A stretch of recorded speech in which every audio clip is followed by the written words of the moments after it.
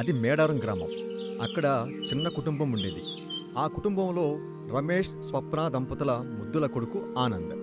అతడు పట్టణంలో చదువులు పూర్తి చేసుకుని మంచి ఉద్యోగం కోసం ప్రయత్నాలు చేస్తున్నాడు. ఇంతలో రమేష్కి జబ్బు చేసి మంచాన పడ్డాడు. చూడు స్వప్న, ఇంకా నేను ఏ పని చెయ్యలేను. ఆనంద్ చూస్తే ఇంకా ఉద్యోగం వెతుక్కునే ప్రయత్నంలోనే ఉన్నాడు. మరి మన ఇల్లు గడవడం ఎలా అంటూ రమేష్ బాధపడుతూ చెప్పాడు. మీరేం బాధపడకండి. ఇన్ని సంవత్సరాలు మీరు మమ్మల్ని పోషించారు, మా ప్రతి అవసరం తీర్చారు. ఇక నుంచి నేను 4 ఇళ్లల్లో పాచి పని చేసి మిమ్మల్ని పోషిస్తాను. ఏంటి, నువ్వు పాచి పని చేస్తావా? వద్దు స్వప్న, వద్దు. అందులో తప్పేముంది? నిజంగా నిజాయితీగా కష్టపడి పనిచేసి బ్రతకడం మంచిదే కదా అంటూ ఆ రోజు నుంచి కొందరిళ్లల్లో పనులు చేయటం మొదలుపెట్టింది. అలా పనులు చేసి వచ్చిన డబ్బుతో సంసారాన్ని నెట్టుకుంటూ వస్తుంది. తను సంపాదించిన డబ్బులో కొంత పట్టణంలో ఉన్న కుమారుడికి పంపించేది. అనుకోకుండా ఒకరోజు ఆమె తన పనులు ముగించుకుని ఇంటికి తిరిగి వస్తూ ఉండగా అకస్మాత్తుగా గుండెపోటుతో మరణించింది. ఈ విషయాన్ని ఆనంద్కు తెలియనివ్వలేదు రమేష్. ఎందుకంటే ఆనంద్ తన తల్లి చనిపోయిన విషయం తెలుసుకుని మళ్లీ ఇంటికి తిరిగి వస్తే తన జీవితం వృధాగా మిగిలిపోతుంది అని తనలో తను అనుకుని ఆ విషయం గురించి ఆనంద్కి చెప్పలేదు. మరికొద్ది కాలంలోనే ఆనంద్కు మంచి ఉద్యోగం వచ్చింది. అతను తన మొదటి జీతం తీసుకుని ఎంతో సంతోషంతో తన తల్లిదండ్రులను చూడ్డానికి ఇంటికి తిరిగి వచ్చిన ఆనంద్కు గుండె పగిలే భయంకరమైన నిజం తెలిసింది. అప్పుడు ఆనంద్ తన తండ్రితో, నాన్న, నాకెందుకు ఈ నిజాన్ని దాచి ఉంచారు? కనీసం నా తల్లి చివరి చూపు కూడా నోచుకోకుండా చేశారు. నా కోసం కష్టపడిన మిమ్మల్ని ఎంతో అపురూపంగా చూసుకుందామని అనుకున్నాను, కానీ ఇలా జరుగుతుందని ఊహించలేదు. విధి చాలా కఠినమైంది బాబు. అది మనుషులకు ఎప్పుడు ఏ కష్టం తెచ్చిపెడుతుందో తెలీదు. ఇక నేను కూడా మీ అమ్మ దగ్గరికి వెళ్ళిపోతాను బాబు. నాన్న, అంత మాట అనుకు. మీరు కూడా నాకు దూరం అయితే నేను ఇంకెవరి కోసం బతకాలి? అలా వాళ్ళు మాట్లాడుకుంటూ బాధపడుతూ చాలా రోజులు ఏమీ తినకుండా రాత్రి పగలు ఏడుస్తూనే కూర్చున్నారు. అలా ఉండగా ఒకరోజు రాత్రి ఆనంద్ నిద్రపోతూ ఉండగా ఆనంద్ కళ్ళల్లో తన అమ్మ దెయ్యంలాగా మారి తనతో, చూడు బాబు, నేను మీ అమ్మను వచ్చానురా. నువ్వు ఏమీ తినకుండా ఉంటే నీ తల్లి ప్రాణం ఇక్కడ విలవిల్లాడిపోతుంది బాబు.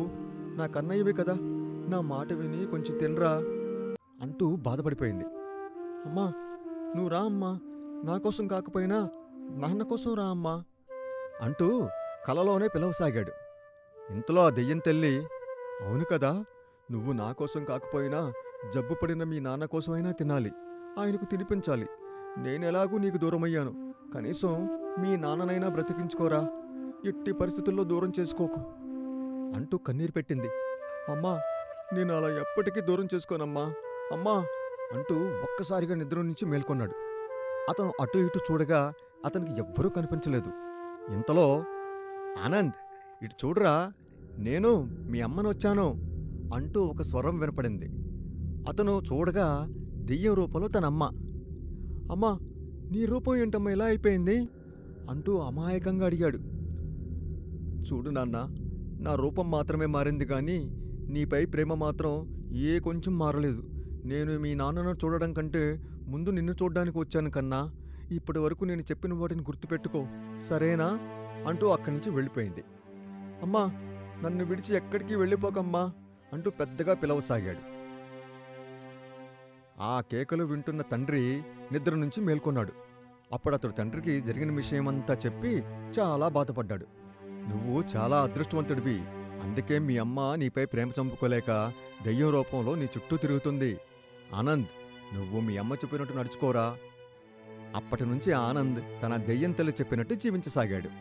మొదటి భాగంలో దయ్యం తల్లి తన కొడుకుకి బాగోగులు చెప్పి వెళ్ళిపోయింది. అప్పట్నుంచి ఆమె కొడుకైన ఆనంద్ తన తల్లి చెప్పినట్టు చేయడం ప్రారంభించాడు. ఇలా ఉండగా ఆనంద్ తన తండ్రికొచ్చిన వ్యాధిని నయం చేయించడానికి అతన్ని పట్టణం తీసుకుని వెళ్ళాడు. ఆ విషయం తెలియని తన దయ్యం తల్లి ఇంటికొచ్చింది. అక్కడికొచ్చి, ఆనంద్, ఆనంద్, నేను మీ అమ్మనొచ్చాన్రా, ఒకసారి కనిపించవా అంటూ అటూ ఇటూ చూడసాగింది. కాని ఆమెకక్కడెవ్వరూ కనిపించలేదు. అయ్యో, నా బిడ్డ, నా భర్త ఇద్దరూ కనిపించడం లేదు. ఒకవేళ వీళ్ళు పట్టణం వెళ్ళిపోయారనుకుంటా అని అనుకుని ఆమె కూడా వాళ్ళని వెతుక్కుంటూ పట్టణానికి బయలుదేరింది. ఆనంద్ తన తండ్రికి మంచి వైద్యం చేయించాడు. ఇప్పుడు ఆయన ఆరోగ్యం కొంచెం కుదుటపడింది. ఆనంద్, మనమిక్కడికొచ్చాం కదా, ఒకవేళ మీ అమ్మ మనల్ని చూడటానికొస్తే ఎలారా? నాన్నా, అమ్మ మన కోసం తప్పకుండా ఇక్కడికొస్తుంది. ఎందుకంటే అమ్మ ప్రేమ అలాంటిది. అమ్మకు మనం ఎక్కడున్నా తెలిసిపోతుంది. ఇక్కడ ఉన్నామని తెలుసుకొని ఇక్కడికే వస్తుంది. చూడండి, మీ అమ్మ గురించి నీకెంత బాగా తెలుసురా. మీ అమ్మే బతుకుంటే అందరం సంతోషంగా ఉండేవాళ్ళు. ఇంతలో స్వప్న దయ్యం రూపంలో అక్కడికొచ్చింది. ఎందుకండి ఆ కన్నీరు? నేను బ్రతికి లేను కాని ఆత్మరూపంలో మీతోనే ఉన్నాను కదా. మీరు బాధపడకండి. మనం కలిసి ఇలా అయినా సంతోషంగా జీవిద్దాం. నాకు తెలుసు నువ్వు తప్పకుండా మా కోసం వస్తావని. దేవుడికి నా మీద కొంచెం కూడా కనికరం లేదనుకుంటా. అందుకే నిన్ను మా నుంచి దూరం చేశాడు. కనీసం చివరి చూపు కూడా నిన్ను నోచుకోలేదమ్మా అని ఏడవడం ప్రారంభించాడు. ఊరుకో నా తండ్రి అంటూ అతన్ని ఒళ్ళో పడుకోబెట్టుకుని, మీరంతా ఇంకా ఎందుకు బాధపడుతున్నారు? నేను మీతోనే ఉన్నాను కదా, మనం కలిసి ఉంటాం కదా అని నచ్చజెప్పింది. కాని తన మనసులో మాత్రం, నేను చనిపోయే ముందు ఎంత బాధపడ్డానో, నా భర్త పిల్లల నుంచి నన్ను దూరం చేయొద్దని ఆ దేవుణ్ణి ఎంతగా మొరపెట్టుకున్నానో నాకు మాత్రమే తెలుసు. కాని ఆ దేవుడు నా మొరను పట్టించుకోలేదు. అయితేనే తల్లి ప్రేమను విడగొట్టడం ఆయన వల్ల కూడా కాలేదు. కాబట్టి నేనే రూపంలో ఉన్నా నా బిడ్డకు ఆ ప్రేమను పంచుతాను అని లోపల బాధపడింది. చాలా సమయం తర్వాత ఆనంద్ తన ఉద్యోగం పనిమీద బయటికెళ్తూ తన తల్లిదండ్రులకు ఆ విషయాన్ని చెప్పి బయటికి వెళ్ళిపోయాడు. స్వప్న, రమేష్లిద్దరూ కూర్చొని మాట్లాడుకుంటున్నారు. ఏవండి, నేను మీతో ఎక్కువగా మాట్లాడడం లేదని మీరు బాధపడకండి. నా బాధంతా మీ ఇద్దరి గురించే. కానీ నేను లేనని ఆనంద్ చాలా కుమిలిపోతాడు. వాడలా బాధపడుతుంటే నేను చూడలేను. అందుకే వాడితో మాట్లాడడానికి ఈ రూపంలో వచ్చాను. నేనలా ఏమీ అనుకోలేదు. ప్రపంచంలో ఏ తల్లికైనా ముందు తన బిడ్డే, ఆ తర్వాత భర్త అయినా బంధువైనా. నీ తనివి తీరవాణ్ణి చూసుకో. బ్రతికున్నప్పుడు అలాంటి భాగ్యమేంటూ నీకు కలగలేదు. కనీసం ఇప్పుడైనా చూసుకో. సరే అండి, మీ ఆరోగ్యం ఎలా ఉంది? సమయానికి మందులేసుకుంటున్నారా? ఇప్పుడు అంతా బాగానే ఉంది. నీ ముద్దుల కొడుకు పుణ్యమా అని నేను చాలా సంతోషంగా ఉన్నాను.